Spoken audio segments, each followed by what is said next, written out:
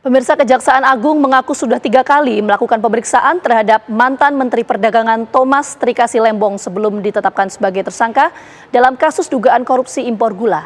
Kejaksaan Agung terus mendalami aliran dana dugaan korupsi impor gula yang menyeret nama Thomas Lembong.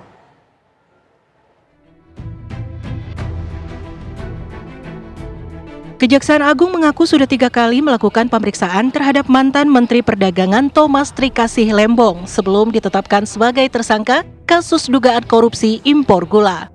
Menurut Kepala Pusat Penerangan Hukum Kejaksaan Agung Harli Siregar, penyidikan perkara dimulai Oktober 2023.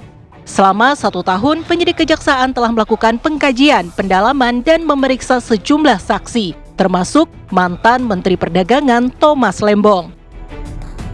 Bahwa penyidik terus melakukan penggalian, terus melakukan pengkajian, dan terus melakukan pendalaman terhadap bukti-bukti yang diperoleh. Ya, sekecil apapun bukti terkait ini terus dianalisis dan terus disandingkan dan diintegrasikan sehingga dapat disimpulkan bahwa terhadap perkara ini sesungguhnya telah terdapat bukti permulaan yang cukup. Terkait dengan pemeriksaan yang bersangkutan, sejak kurun waktu 2023, sudah 3 kali diperiksa sebagai saksi. Dan kemarin, tentu beliau dipanggil, yang bersangkutan dipanggil sebagai saksi, dan setelah dilakukan pemeriksaan sebagai saksi, penyidik melakukan ekspos, gelar perkara, kemudian menetapkan yang bersangkutan sebagai tersangka. Kejaksaan Agung terus mendalami aliran dana dugaan korupsi impor gula yang menyeret nama Thomas Lembong. Izin impor gula yang diteken Thomas Lembong pada tahun 2015 lalu itu disinyalir merugikan negara hingga 400 miliar rupiah. Saat ini penyidik Kejaksaan Agung masih memerlukan keterangan tambahan dari 8 perusahaan yang terlibat dalam impor gula. Negara yang sudah disampaikan bahwa ini kan akan terus dihitung, ya, dihitung untuk pastinya seperti apa, dan mengenai aliran dana itu akan didalami juga, ya, apakah karena kalau kita lihat kan tersangka sebagai regulator, ya, bersama dengan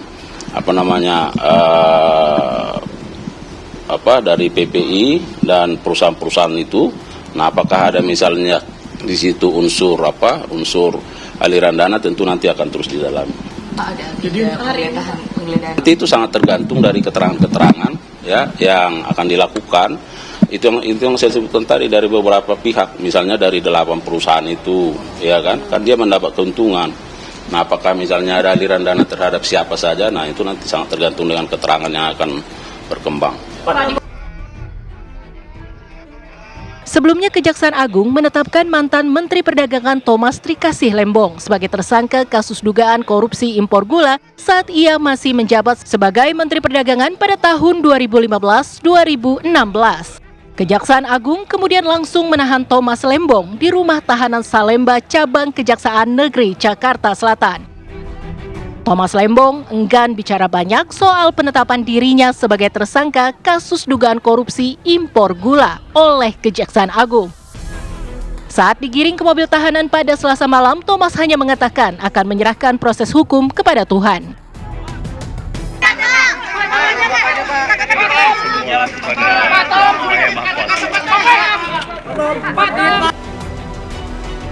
Kejaksaan Agung juga menetapkan Direktur Pengembangan Bisnis PT PPI berinisial CS sebagai tersangka. Thomas Lembong dan CS ditahan untuk 20 hari pertama.